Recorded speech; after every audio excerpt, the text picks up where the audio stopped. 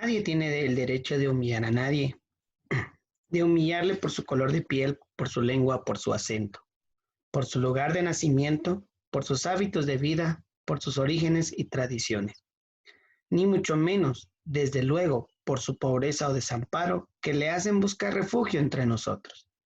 La raza más detestada de todas, la más perseguida y discriminada, es la raza de los pobres. Identidades culturales hay muchas, pero la única identidad civilizada que de veras cuenta es la identidad humana. Lo que nos hace humanos es el retrato humano. Vivir civilizadamente es convivir con los diferentes. Deberíamos decírselo a los niños antes de que sea demasiado tarde. Lo que les acabo de compartir fue un prólogo de Fernando Savater, dirigido hacia el libro de Tahar Belon-Gilon, Papá, ¿qué es el racismo? Así se llama este libro. Para entrar de lleno al tema de esta semana en filosofía, nos vamos a enfocar específicamente en el tema de la identidad, interculturalidad y diversidad. La interculturalidad, identidad y diversidad son palabras muy comunes en nuestro país, pero ¿realmente sabemos su significado? Muy bien, entonces quédense en este video y lo vamos a investigar para poder determinar realmente cuáles son los significados de cada uno de estos conceptos y cómo se interrelacionan. En primer lugar, vamos a hablar de la identidad. La identidad es ante todo el sentido de pertenencia de una colectividad a un sector social o a un grupo específico. Esta colectividad puede estar localizada en el mismo territorio como los vecinos de una comunidad o país, o puede estar dispersa como en el caso de los refugiados o migrantes. Ciertas manifestaciones culturales expresan con mayor fuerza la identidad. Por ejemplo, la fiesta, las procesiones, la música, la danza, la vestimenta tradicional, la gastronomía, entre otras cosas. Aunque también cada persona puede asumir y defender una identidad propia. La autoidentidad es el derecho de cada persona a decidir libre y voluntariamente su pertenencia o no pertenencia a una nacionalidad, pueblo, grupo o etnia. Por ejemplo, yo soy Achí, yo soy Mam, yo soy Garífuna, yo soy Ladino o yo soy Xinca, entre otros pueblos que en nuestro país conviven.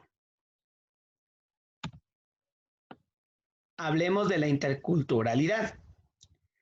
El Centro Virtual Cervantes define la interculturalidad como el tipo de relación que se establece intencionalmente entre culturas y que propugna el diálogo y el encuentro entre ellas, a partir del reconocimiento mutuo de sus respectivos valores y formas de vida. En este caso, el concepto de interculturalidad describe la interacción entre dos o más culturas en un plano de igualdad. Ninguna es superior a la otra. De ningún modo puede ser interculturalidad todo aquello que suponga juntar o fundir las identidades culturales en una identidad única. La interculturalidad implica, por tanto, la constante valoración y respeto de las diferencias y la diversidad, y aunque sabemos que los conflictos son inevitables, estos se deben resolver con el diálogo y la concertación, o sea, un pacto o un acuerdo. Nos corresponde entonces en este momento hablar de la diversidad. En el caso de la diversidad, como lo expresa en la Declaración de los Pueblos Indígenas de las Naciones Unidas, constituye un patrimonio común de la humanidad. Las tradiciones espirituales y las prácticas sociales y culturales de los pueblos son derechos de las comunidades y de cada individuo, y reconocerlos es una forma de respetar la dignidad del individuo y de la comunidad como ente social y cultural. La diversidad cultural se manifiesta por las diferentes lenguas, las manifestaciones artísticas, las creencias religiosas, las prácticas del manejo de la tierra, la selección de los cultivos, de la alimentación, del modo de vivir, entre otras. El respeto a la diversidad en Guatemala está reconocido y recogido en la Constitución Política de la República de Guatemala en el artículo número 66 y que se establece de la siguiente manera. Guatemala está formada por diversos grupos étnicos, entre los que figuran los grupos indígenas de ascendencia maya. El Estado reconoce, respeta y promueve sus formas de vida, costumbres, tradiciones, formas de organización social, el uso del traje indígena en hombres y mujeres, idiomas y dialectos. Sin embargo, pues vamos a ver aquí en la práctica, la diversidad no se suele valorar ni respetar frecuentemente. Como dice Marta Elena Casaus Arzú, investigadora guatemalteca catedrática de la Universidad Autónoma de Madrid. Ella indica lo siguiente: el racismo es un elemento histórico-cultural. Se ha convertido en parte de la vida cotidiana de guatemalteco. Uno oye, no seas istio o ay papito, como frases que se emplean para designar a otro. No lo usamos para alguien de nuestro grupo. El colmo es que a toda mujer indígena le llaman María. Es una manera de ningunear al otro. ¿Sí? Entonces, el respeto ante todo a la diversidad cultural que existe en nuestro país es muy importante para que vivamos en armonía todos los pueblos. No importa si usted sea de ascendencia ladina, no importa si usted sea de ascendencia garífuna, xinca o maya, o sea mestizo, no importa cuál sea su ascendencia, no importa usted cuál sea su origen. La idea es que se respete, valore su origen y respete a los demás. Si usted habla un idioma, felicidades, un idioma maya, excelente. ¿Por qué? Porque usted es una representatividad de su pueblo. Practique sus costumbres, practique sus tradiciones, practique su religión. Lamentablemente la globalización, ha venido a romper todas esas formas naturales, por así decirle, de los pueblos originarios.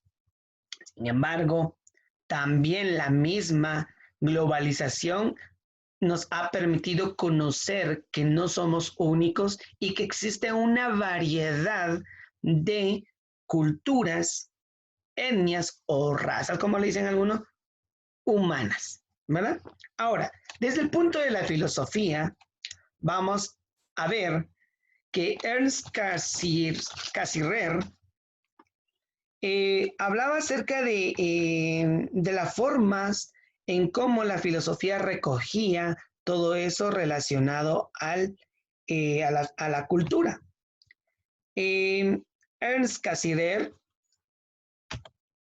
que nació en el año 1874 y falleció en el 1945 al final de la Segunda Guerra Mundial, este filósofo polaco de origen judío es considerado el iniciador de la filosofía de la cultura, la cual queda recogida en los 3 volúmenes de su libro titulado Filosofía de las Formas Simbólicas.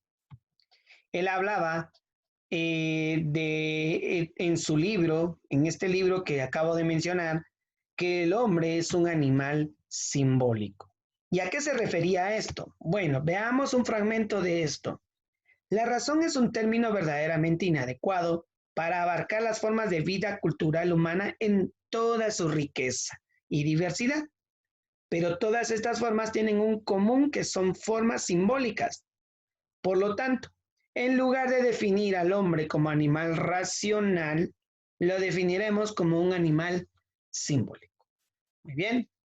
Tomando en base a la base de lo que él explicó en este libro, vamos a definir qué es un símbolo.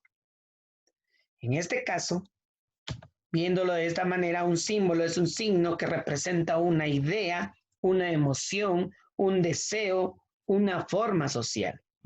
Un símbolo es una imagen, figura u objeto que representa un concepto abstracto complejo. Por ejemplo, la paloma blanca es símbolo o representación de la paz. Esta figura que ustedes ven en la parte inferior izquierda y derecha de su pantalla representa el peligro ante agentes bioquímicos, ¿verdad? Entonces, los símbolos tienen dos características. En primer lugar, los símbolos son convencionales, o sea, provienen de un pacto o provienen de un convenio. ¿Qué quiere decir? Que están pactados por los miembros de una sociedad. No son señales naturales que indican la existencia de algo, como el humo señala donde hay fuego. En los símbolos, una serie de personas se pone de acuerdo para referirse o comunicar algo, ¿verdad? Son símbolos únicos que corresponden a un grupo de personas y solo ese grupo de personas puede interpretar dichos símbolos. Por ejemplo, esos símbolos que los maderos hacen con las manos, pues la mayoría de la población desconocemos cuáles son sus significados, sin embargo, las personas que pertenecen a una pandilla, a una mara, pues entenderán muy bien los significados, tanto de sus tatuajes como de sus señas o de sus gestos, ¿verdad?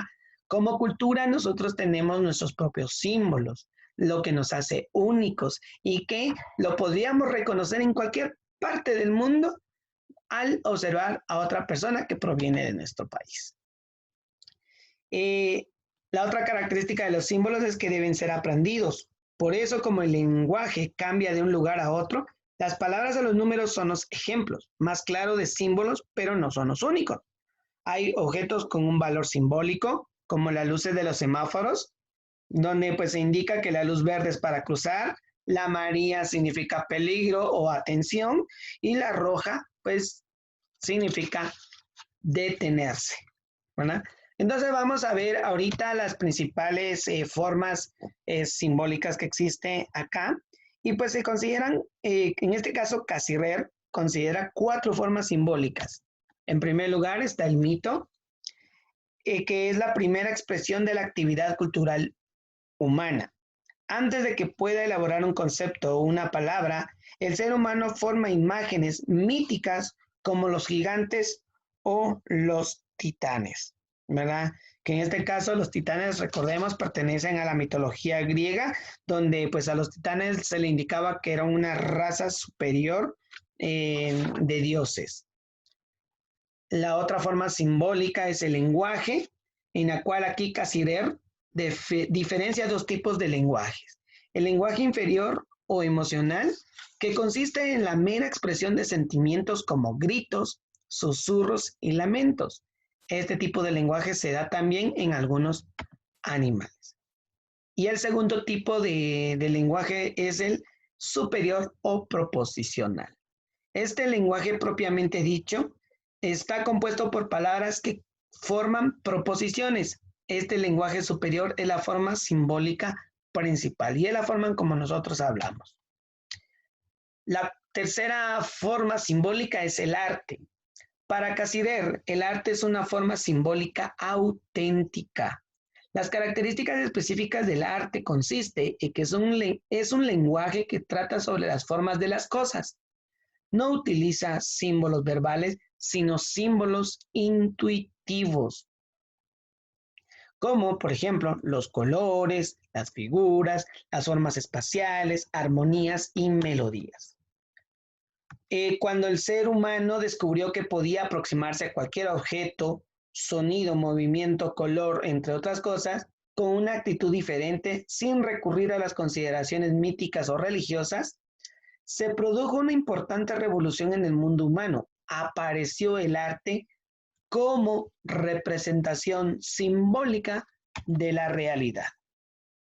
La ciencia, que es la cuarta forma simbólica, es el paso decisivo que permitió la aparición de la ciencia como forma simbólica fue el descubrimiento del número. El avance del conocimiento científico se produce también cuando se coloca el mundo de los fenómenos naturales bajo el control del número. Cassirer sostiene que desde el punto de vista del conocimiento, el hecho de que el ser humano pase desde el mito y el lenguaje a la ciencia representa un avance muy considerable. Vamos a estudiar entonces, a modo de finalizar el contenido de la diversidad, de la multiculturalidad y de la identidad, a este pueblo que habita aquí en Izabal, en el departamento de Izabal, Belice y Honduras, que se le conoce como el pueblo Garinagú o garífuna. Sobre los orígenes de los garífunas hay varias versiones. Una de las teorías pues, que se acepta proviene desde el año 1635, cuando dos barcos que transportaban esclavos hacia las Antillas naufragaron cerca de la isla de San Vicente, en el Mar Caribe. Los esclavos que escaparon del barco y llegaron a la isla se mezclaron con los Caribe, que así se llamaban los pueblos originarios de esas islas, dando así origen a este pueblo mestizo, Garinagú o garífuna. Poco a poco, los garífuna comenzaron a poblar la costa atlántica de Honduras, Belice, Nicaragua y Guatemala, como lo había mencionado anteriormente. El primer poblado garífuna en Guatemala fue la Buga, que en lengua garífuna significa boca. Actual, Livingston. Este nombre está asociado a Edward Livingston, jurista norteamericano, cuyo código de derecho penal conocido como Código de Livingston se utilizó durante el gobierno de Mariano Gálvez.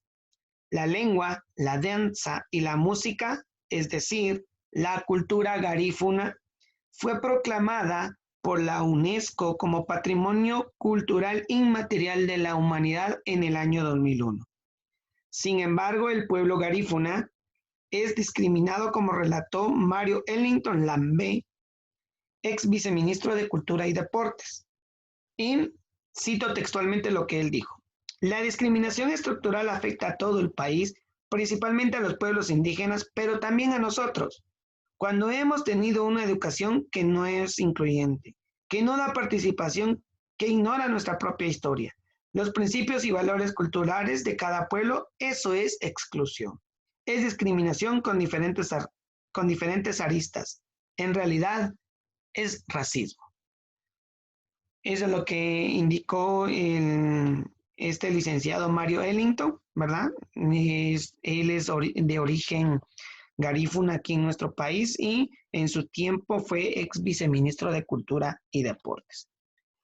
Pero conozcamos un poquito más de este pueblo guatemalteco, o de esta cultura guatemalteca, que también es parte de acá, ¿verdad? Tal vez no somos originarios de ellos, pero debemos reconocer que son guatemaltecos también. Los valores del pueblo garífuna son los siguientes.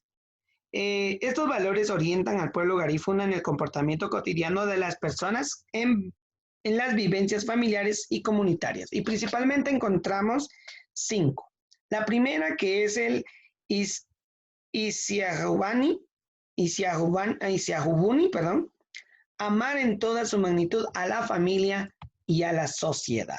Eso significa. El siguiente es el Inebesei, que es respetar a los demás, especialmente a las personas mayores, o sea, a sus padres, abuelos, bisabuelos, y a los niños y niñas. El tercero es el Ahuduni, ser útil para sí mismo, su familia y la sociedad. Ser servicial, prestar colaboración, hacer algo por los demás, valerse por sí mismo. Tenemos el cuarto, que es el Agambadi, que significa saber escuchar o prestar atención. Y el último, Aferanani, convivir y compartir con miembros de la familia del mismo o de otro grupo étnico. Entonces, estos son los valores que propone el pueblo garífuna, ¿verdad? Y para que nosotros tengamos en cuenta la importancia de la tolerancia entre el respeto de las ideas, creencias o prácticas que existe entre todos nosotros como pueblos diversos que habitamos este pequeño territorio, ¿verdad? Entonces, ser tolerantes con las creencias, ser tolerantes con lo que opina o cree las demás personas, ser tolerantes hacia su forma de vida es lo que nos va a permitir mantenernos en una convivencia pacífica y armoniosa. Entonces, este es el contenido relacionado a la multiculturalidad, diversidad e identidad para el curso de filosofía. Si les gustó, pues sería bonito que le dieran un like, que pudieran compartirlo con sus compañeros o puedan analizar. Si tuvieran algunas dudas, pues en los comentarios me lo pueden dejar o en Classroom, yo con gusto se los puedo aclarar si así ustedes lo desean. Que tengan un buen día, que Dios me los bendiga y nos vemos en un próximo video.